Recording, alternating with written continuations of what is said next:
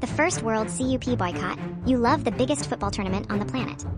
You think that from the very first World Cup in 1930. Nations around the world eagerly signed up to compete, turning the tournament into a global celebration of unity right from the start line. But the truth is the first World Cup in Uruguay was a heavily neglected tournament. That is right. Europe collectively turned its back and boycotted this event. The reason was not politics, but pure ego and laziness. The European football superpowers of that era like England, Italy, Germany, and Spain all refused to cross the ocean. They claimed that traveling by steamship for 2 weeks to South America was too exhausting and would disrupt their domestic leagues. The English even arrogantly declared this tournament was beneath their level. Right up until the opening days, not a single European team bothered to register. The FIFA president back then had to use his power and money to beg 4 European teams to join just for show. The tournament that year had only 13 teams and required no qualification. The World Cup started from a state of pure panic by the organizers. Not a glorious triumph like you imagine in history documentaries. If you were a player back then, would you choose to stay home or sail for 2 weeks just to play in an anonymous tournament? The Dictator World Cup look at the prestigious golden trophy that every football player dreams of touching. You believe that football always stands outside of politics, and the champion is always the most deserving team. Then let us travel back in time to Italy in 1934, the second World Cup in history. This tournament was turned into a massive political propaganda tool by dictator Benito Mussolini. Before the tournament began, Mussolini met privately with referees and organizers. The message was incredibly short and ruthless. Italy must win the championship at all costs. Terrified referees openly favored the host country in every single match. Italy opponents were violently tackled on the field, but referees closed their eyes. The climax came before the final match against Czechoslovakia. The Italian players received a telegram from the dictator with only 4 words: win or you die. This was not a metaphor to boost morale, but a real-life death threat. Fortunately, Italy won 2-1 in extra time to save their own lives. The championship trophy that year was not washed in champagne, but bartered with the absolute terror of those who stepped onto the pitch. What do you think about a sports tournament manipulated by the barrel of a gun? The stolen trophy myth. You see the image of players lifting the World Cup trophy. You think that it is the original trophy, passed down from generation to generation. The immortal symbol of football glory. Unfortunately, the original trophy named Jules Rimet has vanished forever from this world. And its story reads like a comedy detective movie. In 1966 in England, the trophy was stolen right out of a public exhibition. The entire elite Scotland Yard police force was completely helpless. The one who found the trophy later was not a detective, but a little dog named Pickles during a walk in the bushes. By 1970, Brazil won the championship for the 3rd time and earned the right to keep the original trophy permanently by law. They brought it back for strict preservation behind bulletproof glass in Rio de Janeiro. But in 1983, South American thieves discovered a stupid loophole. The back of the bulletproof glass cabinet was made of cheap plywood. They pried the wood open and took the trophy with ease. Multiple sources confirmed that solid gold trophy was melted down by the thieves into gold bars for cash. What the Brazilian Football Federation displays today is just a gold-plated replica.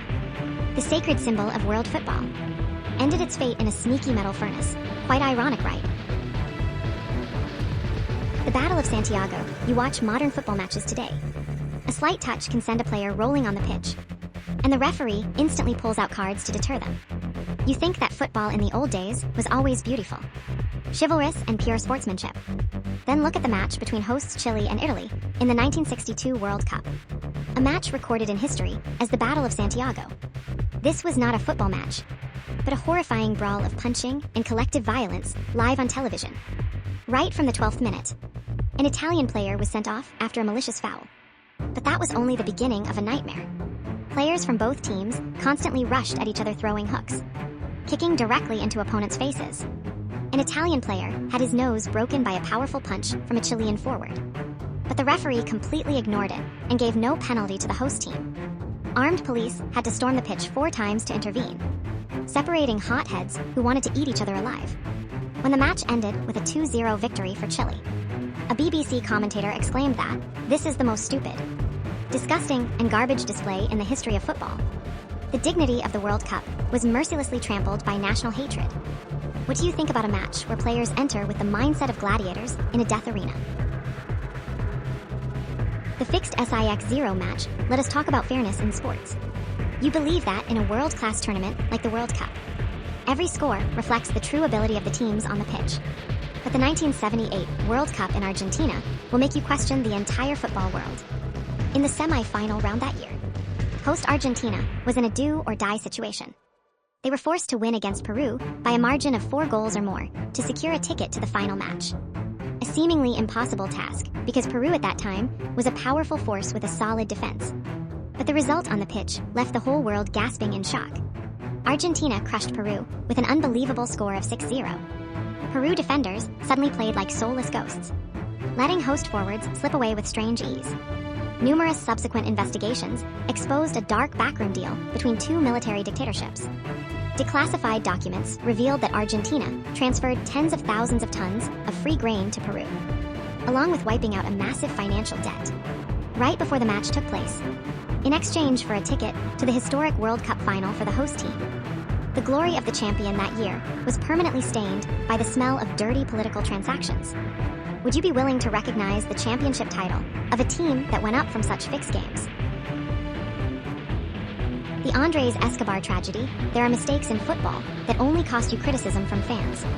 But at the 1994 World Cup, a mistake on the pitch was paid for with a real human life. This is the tragic story of Colombia national team defender Andres Escobar. Colombia entered the tournament that year as a heavy championship contender, but in a decisive match against the United States team, Escobar, in an attempt to slide and block an opponent pass, accidentally deflected the ball straight into his own net. That disastrous own goal caused Colombia to be eliminated right from the group stage, to the astonishment of the whole country. 10 days after returning to his hometown Medellin, Escobar was standing outside a nightclub parking lot when he was surrounded by 3 strangers. They pulled out guns and fired 6 consecutive bullets into his chest, even more horrifying. After every single bullet hit the poor defender body, the killer shouted out goal just like a football commentator on television. The real cause was that his own goal had collapsed million-dollar bets of notorious Colombian drug lords.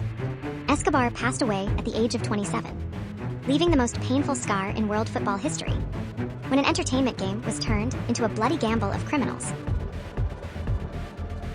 The 2002 career referee scandal. You remember the 2002 World Cup in Japan and South Korea. A tournament full of surprises when the South Korean team created a magical fairy tale, becoming the first Asian team to reach the semi-finals of a World Cup. Asian fans cheered, praising the brave fighting spirit of these warriors. But for football fans of Italy and Spain, that World Cup was the biggest and most shameless stain in tournament history. What unfolded on the pitch was not football, but a blatant manipulation by referees to push the host team forward.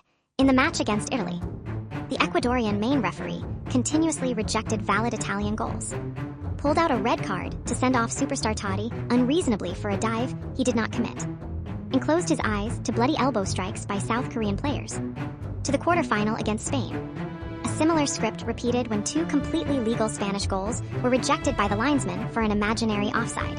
Years later, the referee who controlled Italy match was arrested at an airport with kilograms of drugs on his body, exposing the true face of a criminal in a referee uniform. The fairy tale that year turned out to be just a play scripted by the power and money of the organizers. In your opinion, is South Korea performance in 2002 something to be proud of or condemned? The Qatar Winter World Cup truth. Look at those magnificent modern stadiums, glowing with lights in Qatar in 2022. The most luxurious World Cup in human history, with construction costs reaching over $200 billion. For the first time, the football festival was held in winter to avoid the scorching desert heat, bringing top experiences to global viewers. But behind that glamour and state of the art cooling technology is a massive graveyard of modern-day slave lives. International human rights organizations published a shocking figure.